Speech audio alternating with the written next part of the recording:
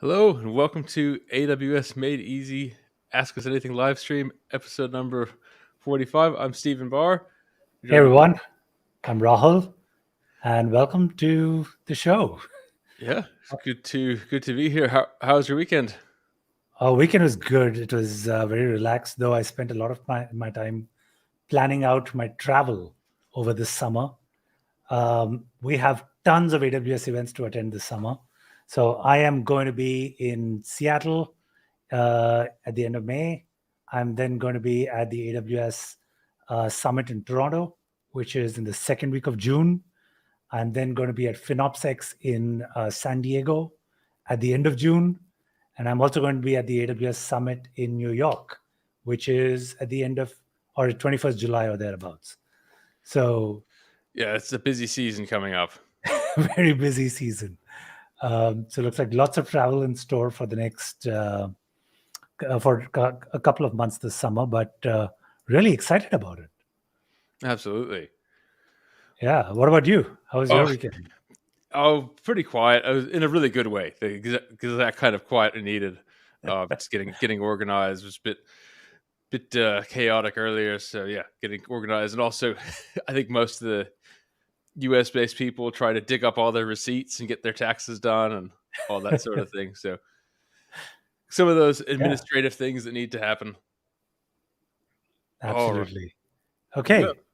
we have a really fun set of announcements today. Fun show. Should we just jump right into the split cost allocation data?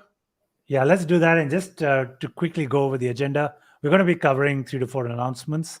And then we have a deep dive today where we're going to deep dive. We're going to be diving into a very specific cost savings tip. You want to talk a little bit about that, Stephen? Absolutely. We're going to be going over reducing costs with DynamoDB Infrequent Access tier. I'll put the link in the blog now. Well, you can if you want to read it while we're getting ready. But this is the infrequent access class of DynamoDB. The main idea is that you're trading off cost versus storage. But unlike S3 intelligent tiering, with DynamoDB infrequent access class, if you turn it on when you shouldn't, it could end up costing you more. So we're going to talk about how it works, how to calculate the cost savings automatically. And of course, you could always just use CloudFix and it will do it all for you. But we want to understand the underpinnings, how it works, the calculations that are going on behind the scenes. So we have the deep dive coming up at the end of the show. So stay tuned for that. Great. So let's jump right in. Okay, I'll cue up the transition. Here it comes.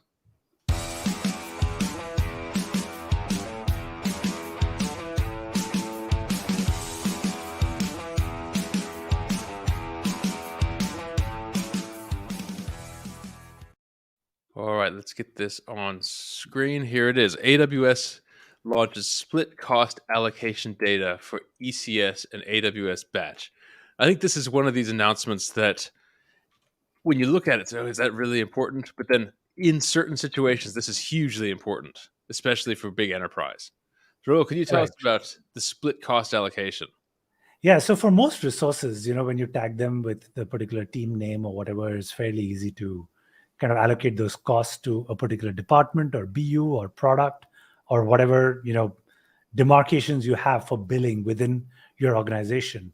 However, when it comes to EKS or Kubernetes clusters and ECS in particular, and services like Batch, where you have a bunch of centralized compute that's available, and then the batch process or ECS just uses that cluster to perform whatever jobs it needs to, then it becomes really difficult because these containers are ephemeral, right?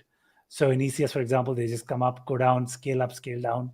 Keeping tabs on how much resources you used and how to allocate these resources across different BUs was just incredibly hard.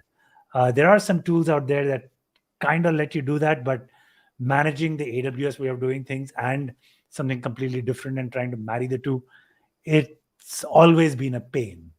And generally most organizations just create rough approximations for how much you use, or in certain cases they might decide that you absolutely need to have separate clusters because we need to get billing right, and that can cost you way more. If every BU needs to have a separate cluster just for billing reasons, then you're probably underutilizing your resources like crazy. So this kind of goes a long way in solving that problem, because now you can actually do that cost allocation within these services without having to create all kinds of separate clusters and things like that. Okay, so the idea is if you have a large business, or even not necessarily large, but any business with multiple BUs that are all using compute resources, well, one way you can do, in a sense, resource pooling is to launch a cluster.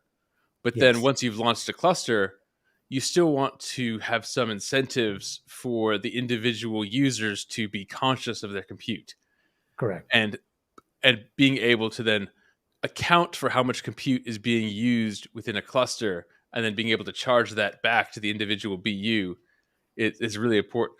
It reminded me, I used to have a long time ago this old crusty accounting professor. He was a Chicago person. He was really I remember in his first day of accounting, he goes, now imagine you all go out to lunch with your friends and you decide that beforehand you're going to split the bill evenly, no matter what.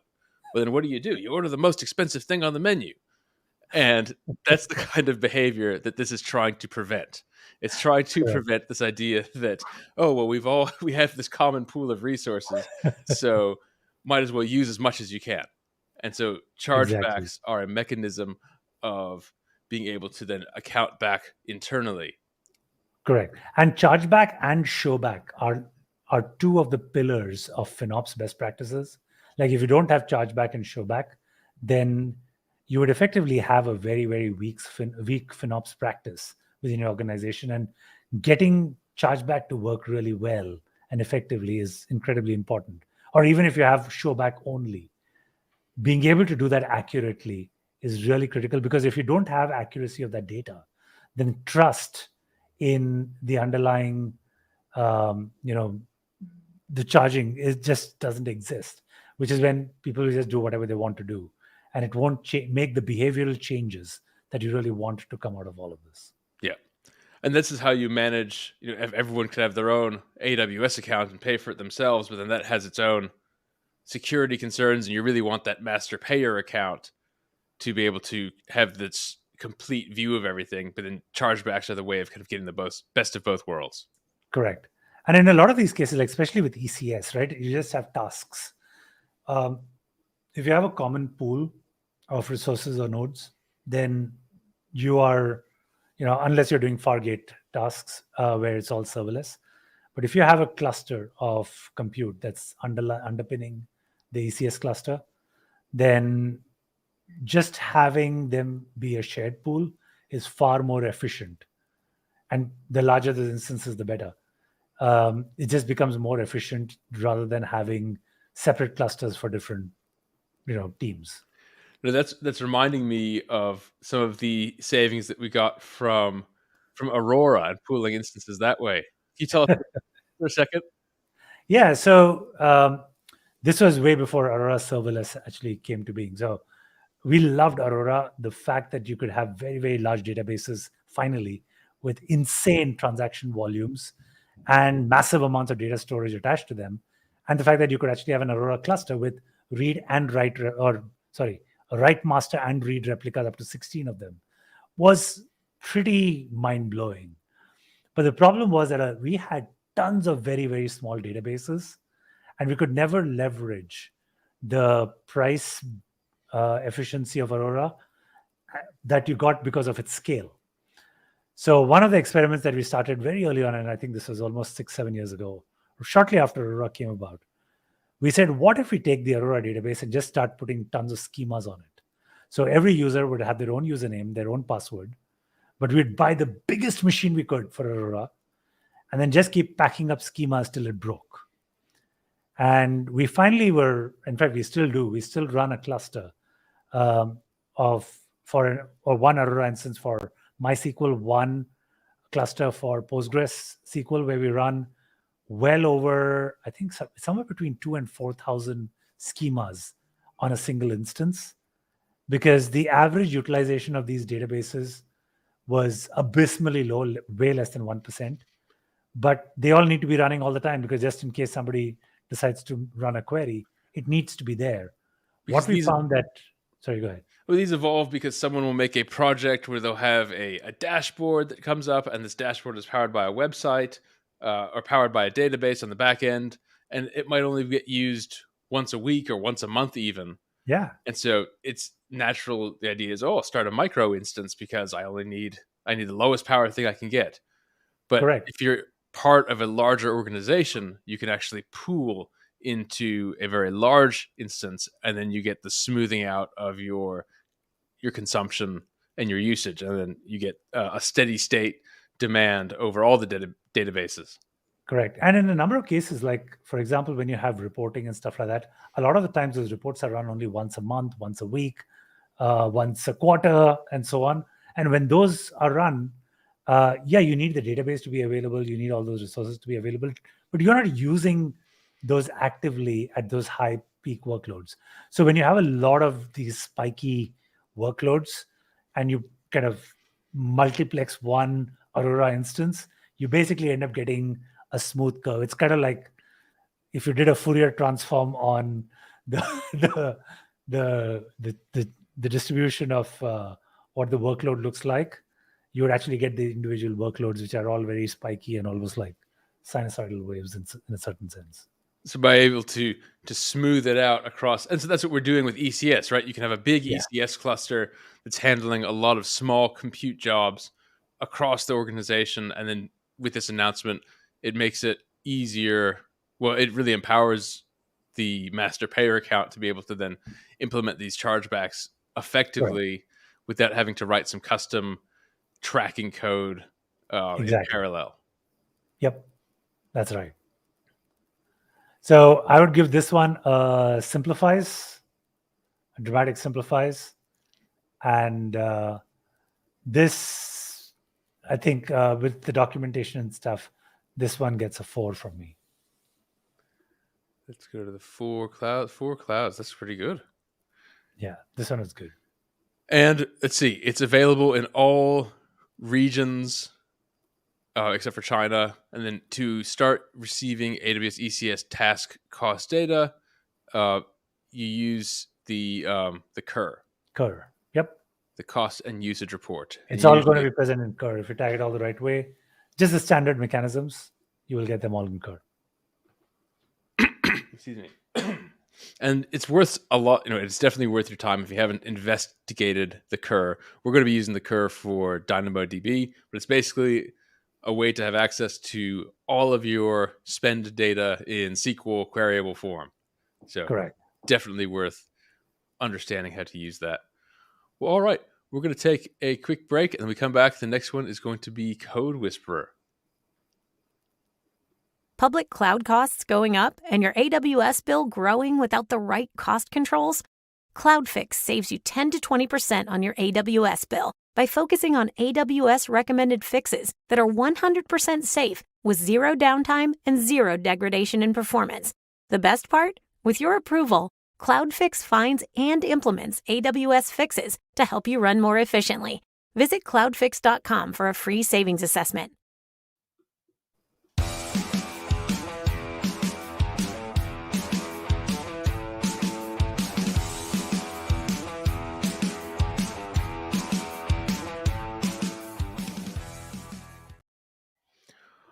All right, so our next announcement is Amazon Code Whisperer is now generally available.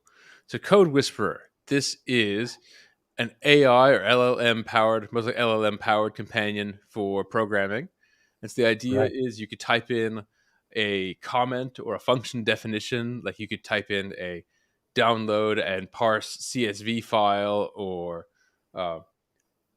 transform this YAML to JSON. So you could type in def translate YAML to JSON, and it's going to fill out the function body for you. And so it's pretty exciting. This general, and not just this, but the landscape in which it sits, right? Everyone's talking about ChatGPT, talking about large language models. This is GitHub has Copilot. So, Rahul, how do you see this fitting into the LLM landscape? Yeah, so the nice thing about that I particularly like about Code Whisperer is that the AWS specific code that you can ask it to generate with all the checks and balances in place is actually pretty impressive. There's a little bit of caution that, I'd give. learn the API anyway, go through it, make sure that the code being generated is all right. But in general, it performs pretty well. You could ask it to create a Lambda function to do a particular operation. You could ask it to generate IAM roles as code, and get all the make sure that all the permission boundaries are right, make sure that it is compliant. The code, generally the code quality that I see with Code Whisperer specific to AWS service code is better than what I've seen with Copilot generating a lot of the generic code. So I would say if you are writing fresh code, I would recommend that you try out Code Whisperer. It is probably one of the easiest ways to stitch together a bunch of different AWS services. You have all of your stuff written up as code. You can get it to work really, really well. And it just takes a few minutes. There's a Visual Studio Code plugin, which is pretty neat. And it can get you started pretty right away. So it saves you tons of time. So in terms of developer efficiency, there are two things that save you tons of time. Number one is there's just so much boilerplate code that has to go in for a little bit of functionality that you typically need in your applications. All of that boilerplate stuff just gets taken care of by Code Whisperer. Okay. And the second one is that a lot of code inspection and code analysis can also be done by Code Whisperer and can give you tips and hints when you're doing something wrong. So I started using Code Whisperer and I've started using these tools quite a bit, and I've found them to be pretty game-changing from an efficiency standpoint. Now, I don't code quite as much as I used to a decade or more ago, but I find that I'm back to my decade-old efficiency because I'm not thinking about and searching for very specific API calls because I don't have the kind of practice anymore. But I find that now I'm just as efficient as I used to be because the code is generated for me. I'm not doing any of the boilerplate stuff where I end up spending 80 to 90% of my time otherwise. No, it's funny how back when you're in programming every single day and you have every version of every library loaded up in your head, you can write the requirements.txt from scratch, without Correct. looking at any reference. But then as you get busier and busier and you're looking at things from a more zoomed out perspective, you know how to read the code, but it's some of the details aren't in your working memory.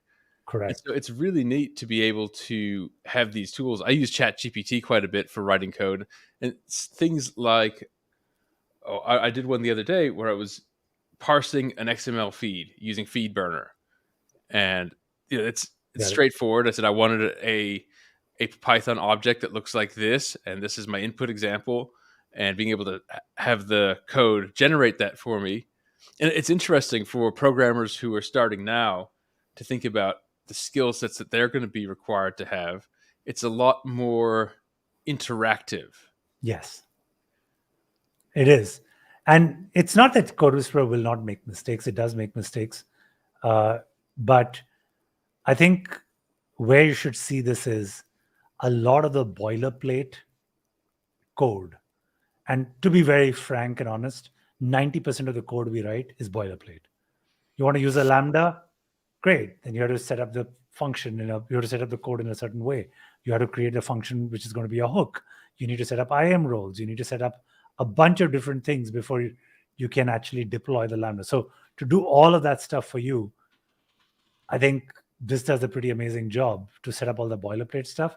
And for the application-specific code, even there, you can create standard, basic functions. It can take care of probably 50% of it. And the other 50% is where you put in your strengths, which is your ability to make trade-offs, your ability to understand the context of why a particular code is being written a certain way. Apply that and just focus on where you're truly valuable as a developer.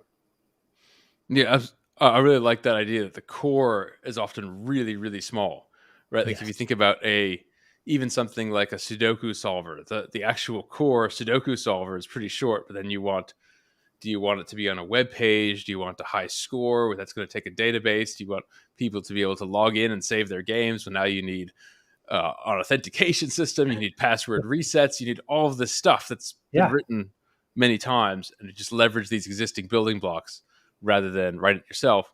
And so Code Whisperer takes it to that next level where it's putting together all those building blocks for you. What do you think of the pricing of the individual versus the professional Code Whisperer? Yeah, so the individual one is free, of course, for everyone, and it provides code recommendations, it generates code, all of that stuff. The $19 for the professional is a little steep, but it's a little steep when you look at it at the face of it. But if you really look at the efficiency it provides, like I said, if it saves you 80% of your time on boilerplate code, I mean, for someone who's charging anywhere from $100 to $200 an hour as a developer, like you recover literally an hour saved. Yes, you're going to pay for this fairly quickly. It pays for it very, very quickly. So I think this is a no-brainer. You definitely save tons of hours with a tool like this. And for me, shelling out $19 per user per month is a no-brainer in this scenario. It's interesting how it gives you a list of languages that it works well for. Because one thing I was playing with ChatGPT, when I'm asking it for Python suggestions, it's often right on. Yeah. And even suggesting like a visualization library to try to visualize this with Seaborn or visualize this with Matplotlib. But going out to a more esoteric language, like I was trying to have it generate some common Lisp things. And that is a little bit harder. And it doesn't always get it right. It takes a few cycles of pasting in your error message and saying, what's wrong with this? And then it'll often hallucinate some library or some function of some library which no longer exists or never did exist.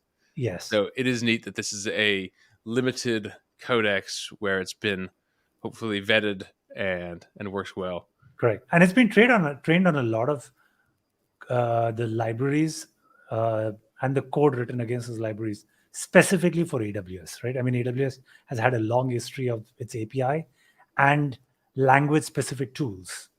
Like you've got Boto for Python. Then you've got the Java SDK. You've got the Ruby SDK, the Rust SDK. So you've got all of these SDKs that have been used for a long time, and they've got tons of code written against them that are publicly available. So the training on them is very specific. It's a lot more narrow than generically teaching the models about all kinds of code. It's AWS specific. It's against specific API in AWS. So they are a lot more accurate than any generic model and definitely save you tons of time. A lot of the best, what I love most is that a lot of the best practices and things that you wouldn't have thought about get generated as part of the code. And then you go, oh, I'm so glad it generated it. I would have missed it out otherwise. Either making an IAM role that was too permissive or turning on like encryption at rest for your S3 buckets or... Correct. Just the number of iterations that it would have saved me in, compiling something, running it, seeing that it fails, looking at the error message, coming back, fixing the code. It saved me tons and tons of iterations, which is pretty awesome. Now, if you make a CloudFormation template with an EBS volume, is it going to give you GP3 as the default file? I think it's still GP2 as the default. All right, so I got to update. I think I tried that a couple of weeks ago. All right, so hopefully they update that one. We've been harping on that one for a while. It's basically what it's learned so far, right? Hopefully we can change that learning. Well, so now that's the question: is you have to explicitly avoid that because now it's been trained and it almost gets cemented in. Yeah, unfortunately, that's a drawback. But again, you should think of this as the boilerplate skeletal code. You still have to be aware of what's the right choice of resources that you want to pick and modify it accordingly. It doesn't take away from that, but it saves you from a ton of grunt work. And I think that's what a lot of the people who are worried about AI in general. They're worried that people are going to blindly copy and paste. And I think as long as you're avoiding that.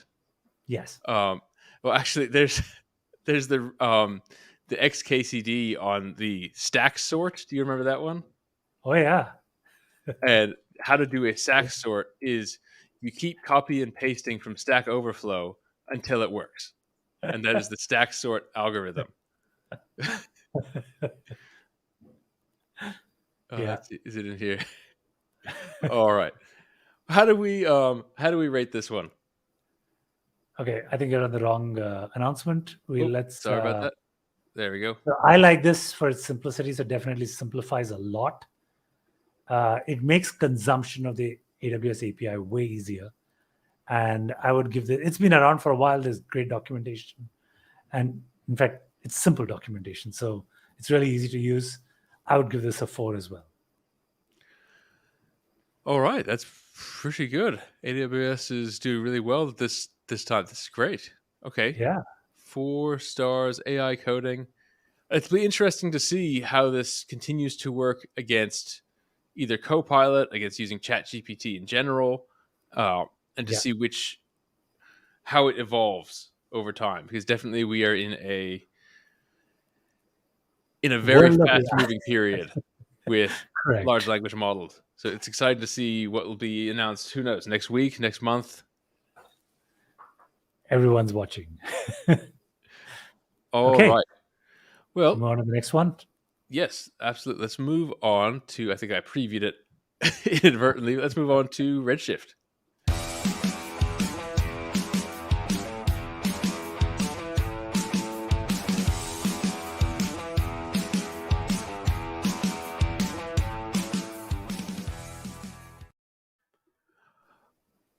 All right. Now, are we reading this right? 63x performance increase. It's 5x to 63x, but yes, up to that much.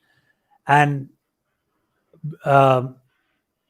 so, as the title says, this is crazy performance improvement. We'll jump into why or how they managed to make that happen in just a bit. But there's a lot of arguments going on right now as people are trying to save a ton of money about the cloud being more expensive than, move the data centers that they would probably be on.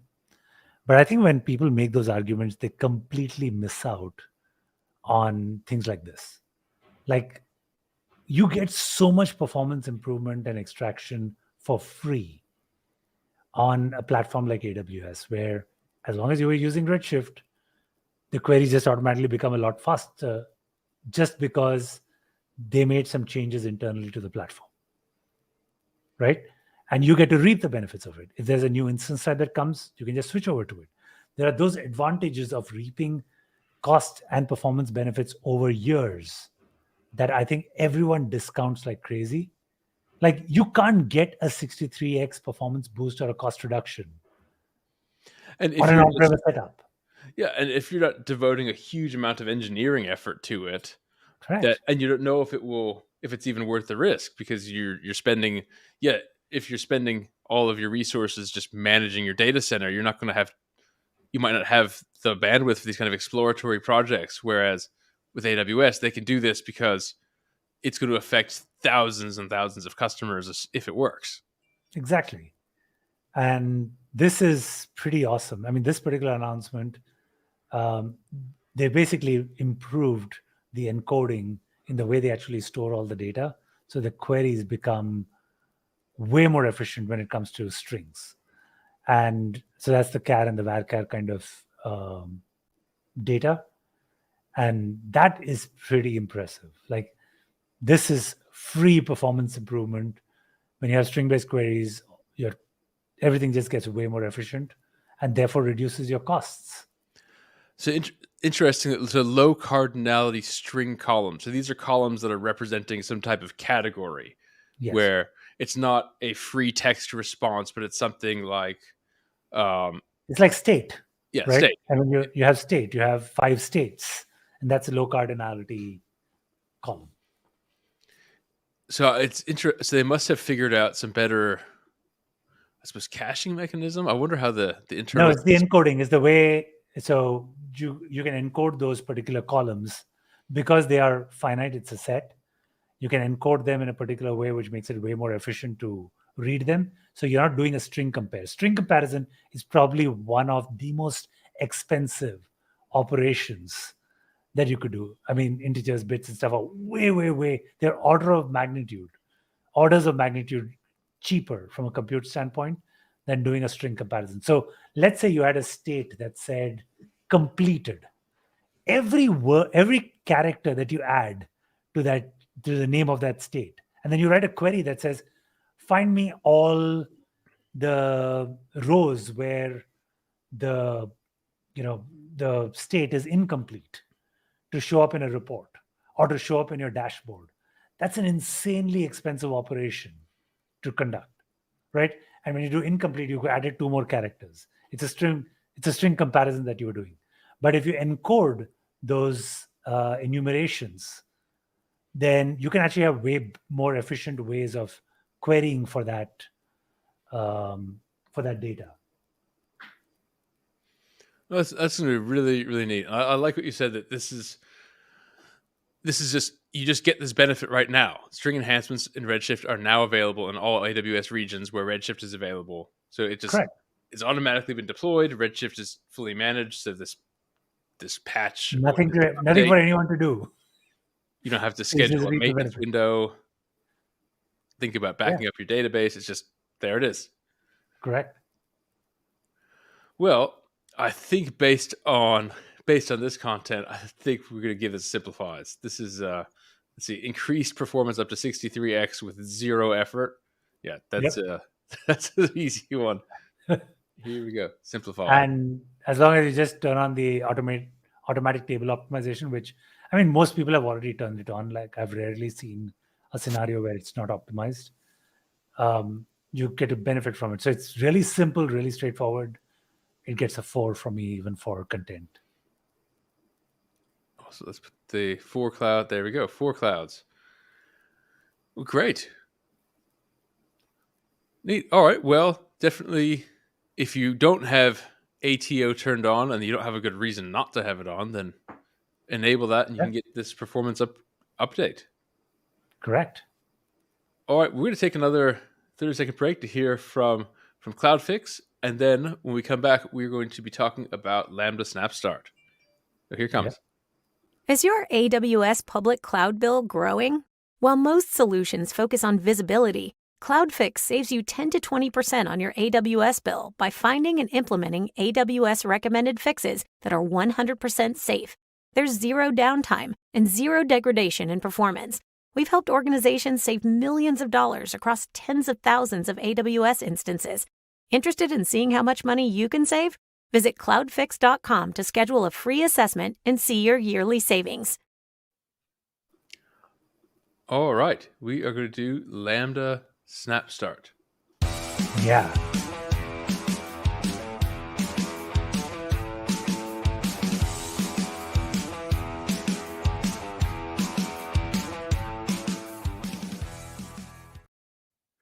All right. Lambda Snap Start. So this was announced at reInvent last year, the feature in general.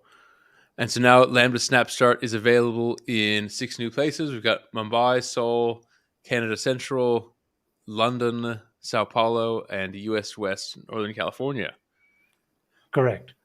So when you, so this is particularly for Java code bases, where traditionally, when you wrote Lambda functions using Java, the cold start times were insanely painful, to say the least. And that is one big reason why people did not want to write Lambda functions with Java, even though their core applications that they were refactoring were typically written in Java. So with Firecracker Micro VM that came up, 2 years ago, I think, was when they announced it. If I remember correctly, about 2 or 3 years ago. What they did with Snap Start is they basically take a snapshot of your memory and the disk, and they basically initialize this in a Firecracker Micro VM, and that allows you to start up these Lambdas way faster, up to 10x faster, and no extra cost at all. So if you write your function with Snap Start, I mean, this just makes it a no-brainer for any Java-based Lambdas. The cold start times are incredibly better. And I think they are now down to less than 100 milliseconds, if I'm not mistaken. Well, let's look at the launch blog post. I think they'll probably tell us in here.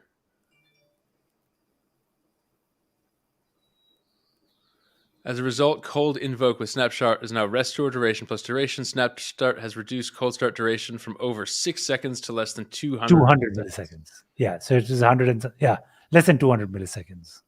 That's huge. Wow. So between this one and the Redshift announcement, this is orders of magnitude. You rarely get orders of magnitude increases. This is 30x. Okay. Now the way Lambda is charged. Okay, if you wrote your Lambdas in Java, because hey, your application code is written that way, you kept it that way. Because Lambdas are charged by every second of execution, if your Lambdas now run 30 seconds faster or 30 times faster, they're able to start up way quicker. Every API call is, saves you 6 seconds. That's an insane amount of money that you can end up saving. Well, if you look at the breakdown here, you can see there's the build duration, the duration. And so you see here, there's restore, and then duration and build duration. And so if a lot of your build duration is doing things that are not part of your core code, you're kind of paying for, you're paying for a Java startup, which would be frustrating. Yeah.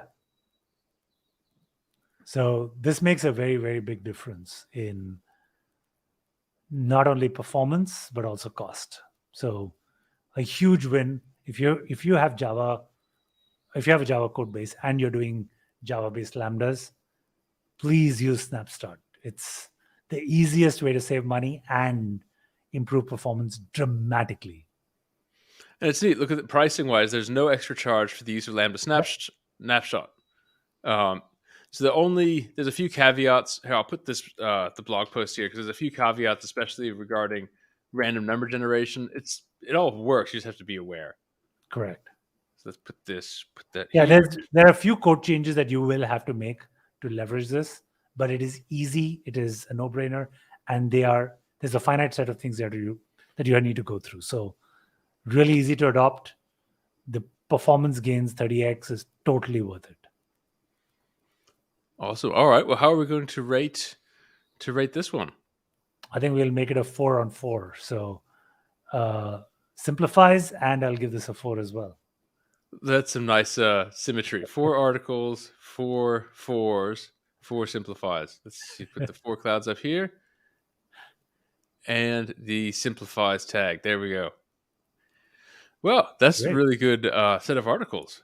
I think sometimes we've had slightly less performance than that, so it's really nice to see that. We've got great examples, and I like that there's no complexity associated with any of these ones. They're all just new features that exist. For 2 of them, you just get savings at. Correct. Yeah, I think with the last 2, they kind of hit it out of the park in terms of it's really simple. You have to do very little, and you get tons of benefit. Which, again, back to the other argument that we were talking about, you can never even dream of these kind of things when you're chalking out what your savings over the next 5 years are going to be. The world of compute and storage is evolving so rapidly, and the world of managed services are evolving so rapidly that to think that by going back to an on-premise setup, it's going to be cheaper for you, I think that you just miscalculated enormously. Yeah, absolutely. All right, well, let's take a quick 30 seconds, and when we come back, we are going to be talking about our deep dive into DynamoDB Infrequent Access. Yep. Public cloud costs going up and your AWS bill growing without the right cost controls? CloudFix saves you 10 to 20% on your AWS bill by focusing on AWS recommended fixes that are 100% safe with 0 downtime and 0 degradation in performance. The best part? With your approval, CloudFix finds and implements AWS fixes to help you run more efficiently. Visit cloudfix.com for a free savings assessment.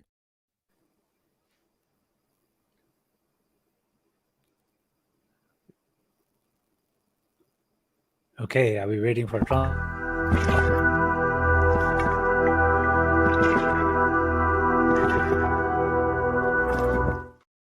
There we go. That's our deep dive transition. Yeah, one thing that I realize every time I watch that transition when we do deep dives is that you probably want not a snorkel, but a scuba tank. Well, I guess I come from the freediving background. Yeah, And that's so true. I guess mine's, but yeah, I agree. Snorkel.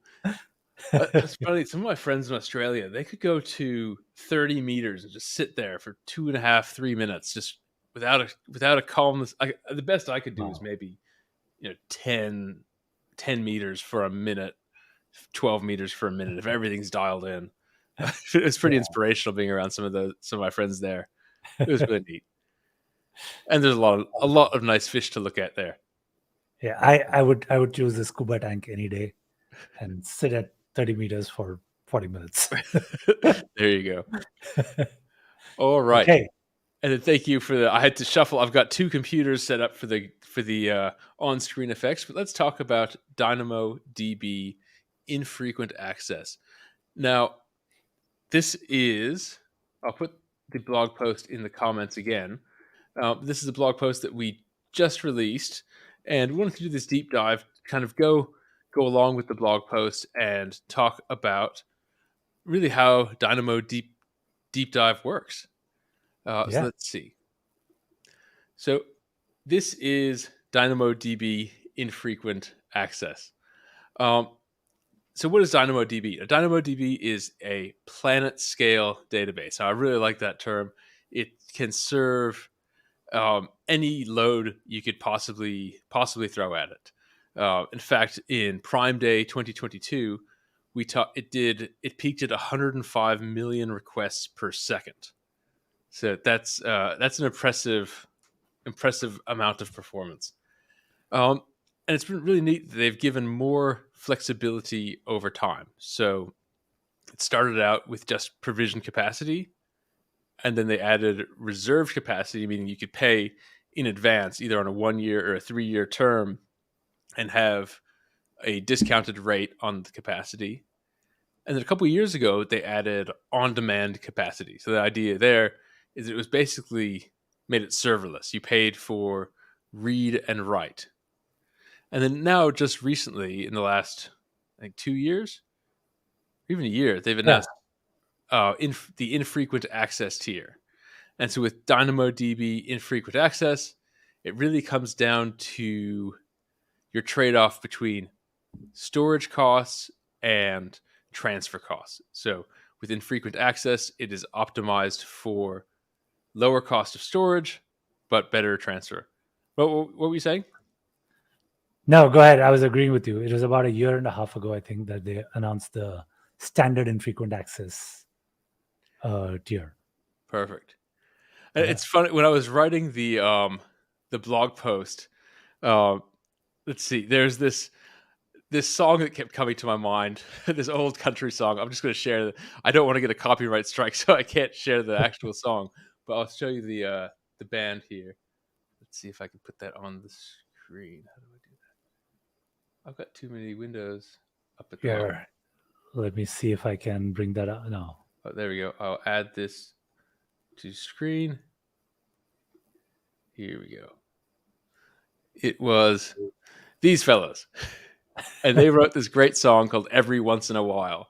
And it's got the classic country song set up. And it's about a long lost romance. And he's thinking about this romance from a long time ago. And he's hoping that they're still thinking about him too. And so it's this, the chorus is about, how often does she think about me? Every once in a while. And so that's, for me, DynamoDB Infrequent Access. It's the infrequently accessed memories. Let's see. Let me get them off the screen now. Here we go. There we go. So DynamoDB Infrequent Access for data that you want to keep around, but you want to have cheaper to store and less frequent access. Correct. So here is the pricing. So if you look at the pricing table, now the abbreviations here, OD is on demand and PC is provision capacity, and they're priced. They're different units of capacity, because on demand they're charging you for what they call read or write units, RRU or WRU, and provision capacity, it's read capacity units or write capacity units. but it's all kind of the same thing in the sense that you are paying for usage. But the important thing, so if you look at this table closely, the important thing is the ratios of the storage costs. So I'll advance the slide here. So whether you're in on-demand or you're in provision capacity mode, your read-write costs are going to be about 25, your read and write are 25% more in the infrequent access tier, but storage is 60% less.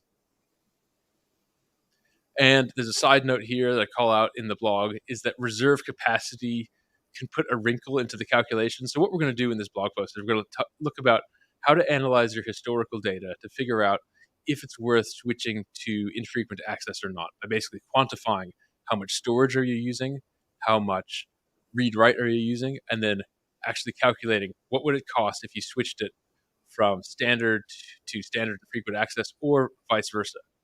Now, reserve capacity throws a little bit of a wrench into the calculations, because reserve capacity, you get these 54 to 77% savings, but you can't do reserved capacity in the infrequent access tier.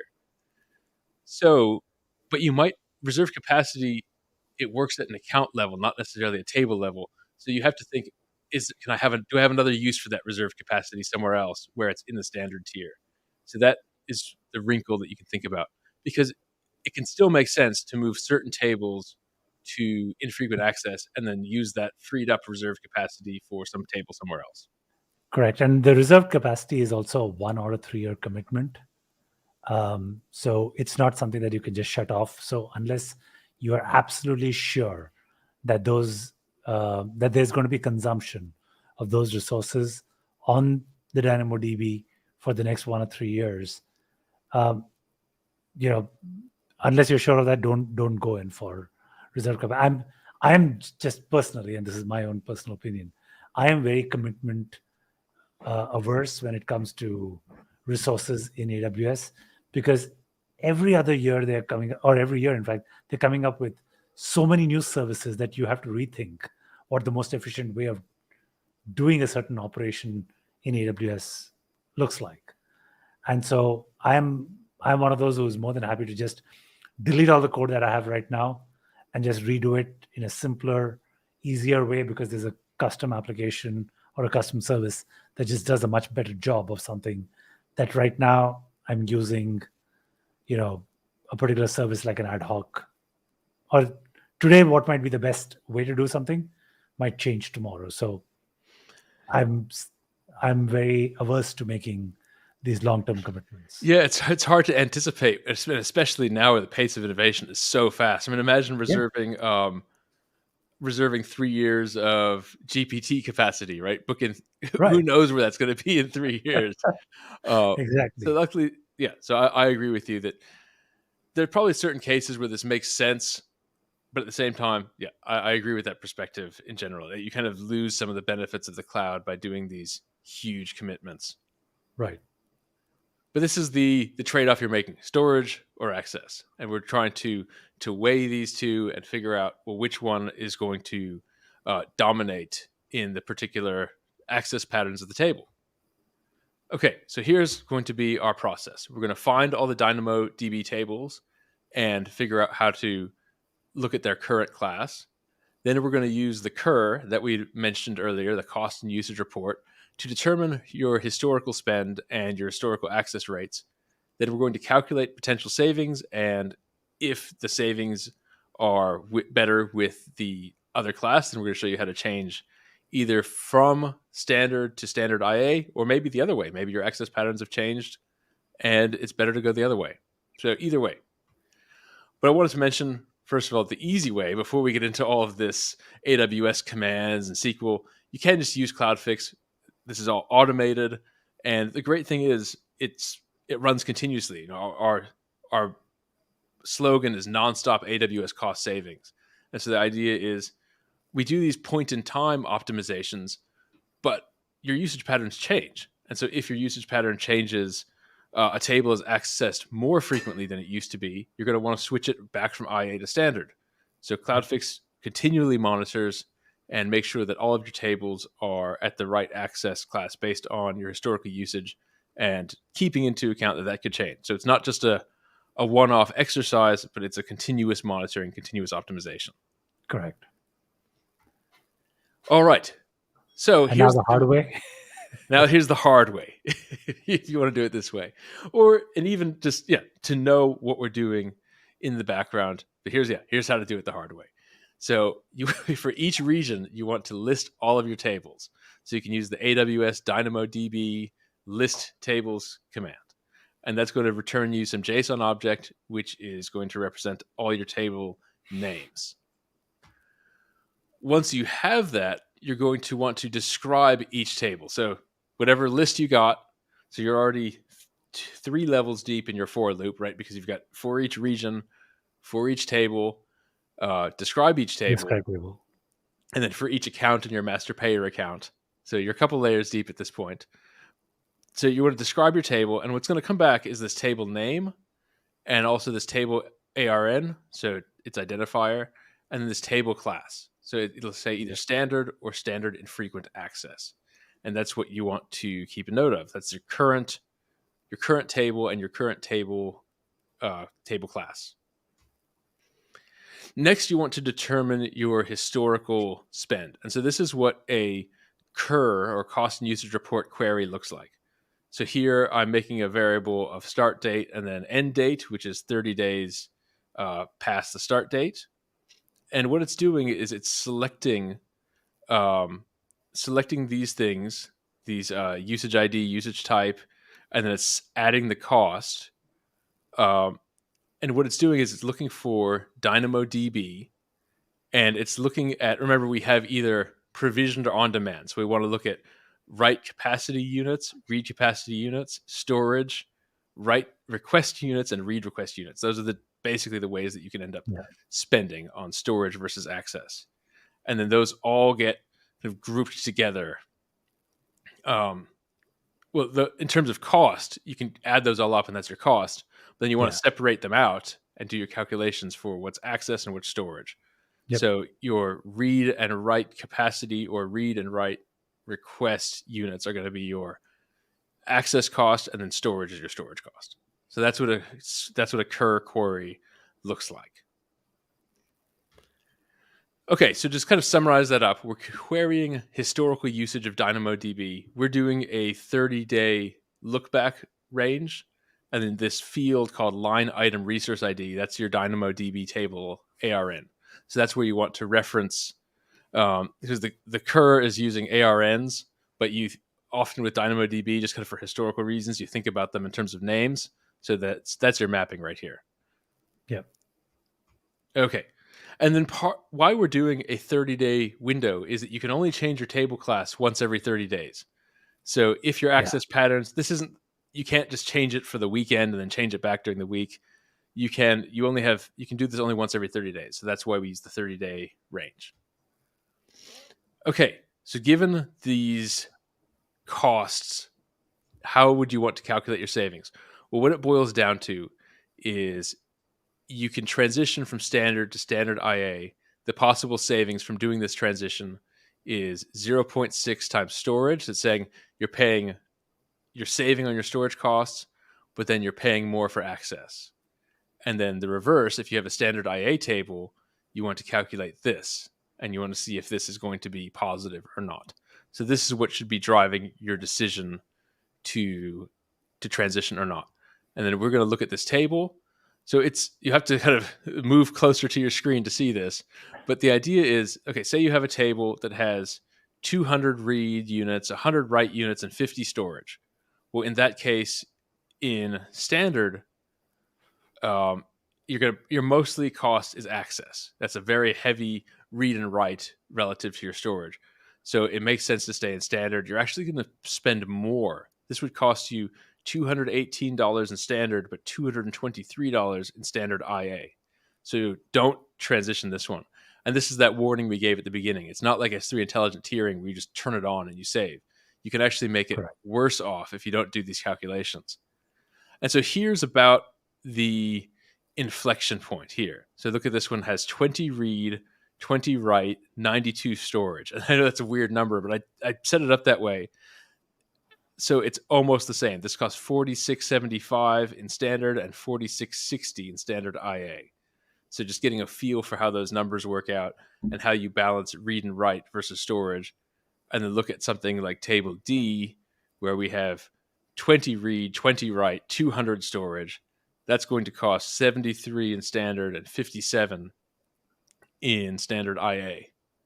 Yeah. And the last one, like even if you're running like a little personal website, personal blog, where you have a lot of archive, maybe you have photos, where you have 2 read, 1 write, 100 storage, that's going to cost you $20.50 in standard and $12.18 in standard IA. So that's where you're seeing this 40% reduction if it's a really heavy on storage versus access. So that's kind of how the numbers break down. I'm just going to add one thing here in the choices. It might seem trivial, or the amount of savings seems trivial, where at break even we would recommend to use standard IA, but actually in Cloudfix, as you know, the standard practice, unless we have at least $100 of savings, isn't that right? Yeah. Is that $100? Yeah. Yeah. Unless we have at least $100 in savings for that particular resource, we wouldn't recommend switching anything out. Like there has to be a minimum threshold of what you save to do that. So you get those advantages of some of the judgments being made in Cloudfix, while over here it would be very hard to decide what exactly the threshold is going to be. Yeah, exactly. And in Cloudfix, we take a very conservative approach to those kind of things, because this is a riskless, well, every change carries some risk, even if it's very, very, very small. And this is about as small as it gets. There's no disruption in service, no nothing. It's just changing a switch. But still, we don't want to change something unless there's a compelling reason. And if it's, in this case, the savings is 0.3%. So not to make a change for change's sake. When you're locked in, once you make that change, you're locked in for 30 days. So in Cloudfix, we have built-in heuristics to say, okay, we're looking for savings opportunities of at least $100. So in this case, you can multiply everything by 100 to get an idea. I wanted to have some small numbers to play with. Yeah. But yeah. Makes sense. Okay. And so this is the actual command. So once you've identified a table, actually updating it is really straightforward. You just do this AWS DynamoDB update table command. You specify your region, and this is usually set by an environment variable. So you might not have to set this explicitly. Your table name, and then the class that you want to switch it to. And this will take a couple of minutes. But again, you do it the easy way. Use Cloudfix and have all this done for you. And like I said, not just the calculations, but also some heuristics built in to make sure that you're only making changes when there's a $100 or more savings opportunities. You're not just making changes for change's sake. This is the easy way, but this is the thinking that goes on behind it and how you can think about weighing storage versus access. All right. Well, that is our deep dive for today. Thanks, Stephen. That was pretty neat. I hope all of you in the audience enjoyed this deep dive. If you have feedback, if you have comments, if you have suggestions on how we could make this more useful for you, please do let us know. Please leave comments. We'd love to hear from you. And with that, that's it, right? Yeah, absolutely. Well, thank you, and hope to see you again next week. See you all next week. Bye-bye. Bye.